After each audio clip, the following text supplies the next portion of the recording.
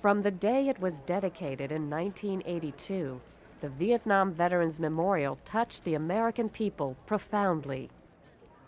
So profoundly that it gave rise to a remarkable tradition. Every day, visitors to the wall leave behind mementos, messages, and remembrances.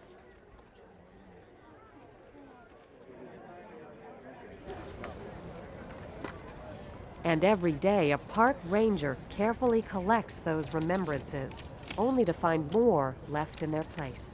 It's a very touching phenomenon. I'd never seen anything like it before. Anthony Migliaccio headed the cleanup crew when the memorial was dedicated. I recall photographs of men in uniform. I recall teddy bears. I recall letters from mothers and girlfriends, that type of thing from the first day.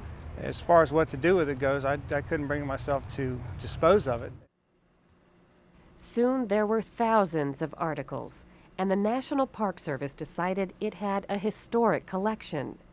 Dog tags, medals, wedding rings, photographs, and the letters. Mama says I'm just like you. Stubborn, among other things.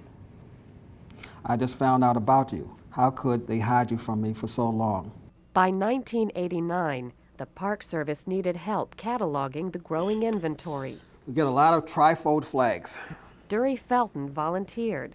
Today, he's the curator of the Vietnam Veterans Memorial Collection. The famous Ho Chi Minh sandals, what the GIs call the Ho Chi Minh sandals. Floyd, you get one free throw. Yeah, love, sis. We have a crucifix and we have a prayer. So we have literally hundreds and hundreds and hundreds of photographs. Felton is himself a Vietnam veteran and Purple Heart recipient. And these are 5.56 or M16 shell casings. And although he can identify many of the objects left at the It's wall, a 1991, it's probably a grandson. their significance is sometimes a mystery. Perhaps it was a political statement, I don't know. Some people might think it's disrespectful to leave cigarettes and liquor at the Vietnam Wall. It was a fact of life, you have to understand. World War II, Korea, Vietnam, they were part of the sea rations. Most of the offerings are anonymous, but at times, Felton can piece together stories, like the one behind an essay left at the wall by Nancy Kuhn, an art teacher at Glenridge High in New Jersey. This is a picture of Tom. It was written by one of her former students, Thomas Bonine. As a 19-year-old, he enlisted and was sent to Vietnam immediately, was trained as a helicopter pilot, and that's where his story began and ended in Vietnam. His essay is titled, "What Do You Consider Beauty?"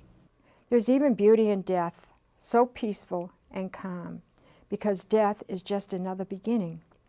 I would think if you look long enough and hard enough, you could find some beauty in everything. You have to learn to read, but not read, because this collection is uncensored, and in many instances it is intense. And you will figuratively lose your mind.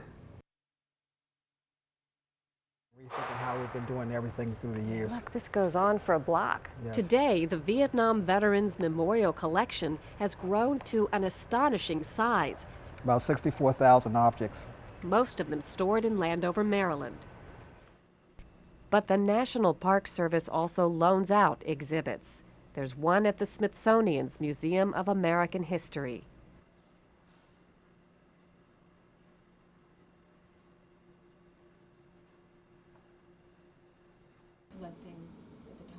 Another at the Jersey Explorer Children's Museum.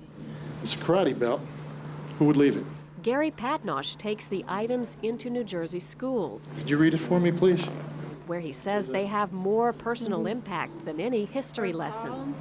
Cosman, my father, I love you. You are my inspiration in all I do. Meet me in heaven, Renee. Next belt is black. Next belt is black. Blake Scotland even wrote this letter to a fallen soldier she didn't know. After seeing Walker Smith's picture.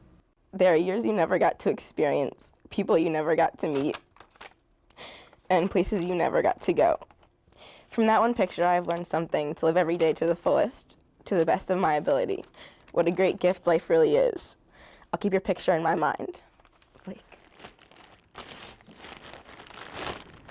Making a history of a collection that numbers 64,000 items and growing by the moment OG 107 tropical combat boots. is a task that may never be fully completed. Attached to the left boot, Republic of Vietnam, campaign ribbon. This collection is really a social history. This collection is being written by the everyday person. And there's a name, Charles, which is abbreviated. The public is really curating this collection. The public is saying, I feel that this is important to me.